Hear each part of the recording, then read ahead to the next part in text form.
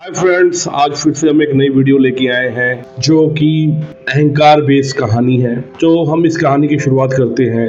एक राजा अपनी वीरता और सुशासन के लिए प्रसिद्ध था। एक बार वह अपने गुरु के साथ भ्रमण कर रहा था। राज्य की समृद्धि और खुशहाली देखकर भीतर भीतर उसको घमंड का भाव आने लगा। वह मन में सोचने लगा, सचमुच मैं एक महान राजा हूँ।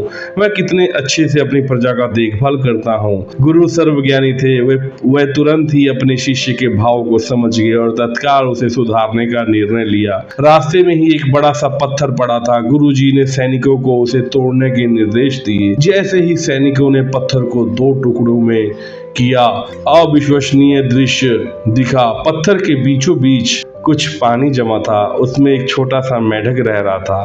पत्थर टूटते ही वह निकल कर भागा। सब आश्चर्यचकित थे कि आखिर वह इस प्रकार कैसे पत्थर में गया और इन दिनों तक कैसे वो जीवित रहा।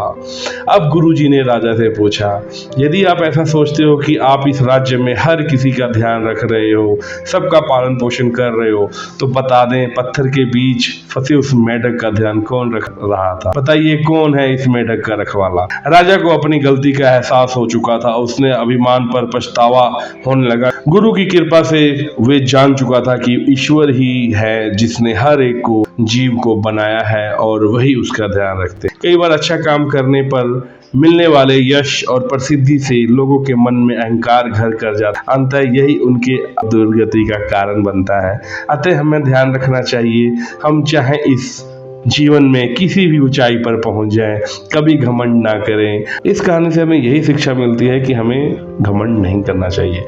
तो बाय फ्रेंड।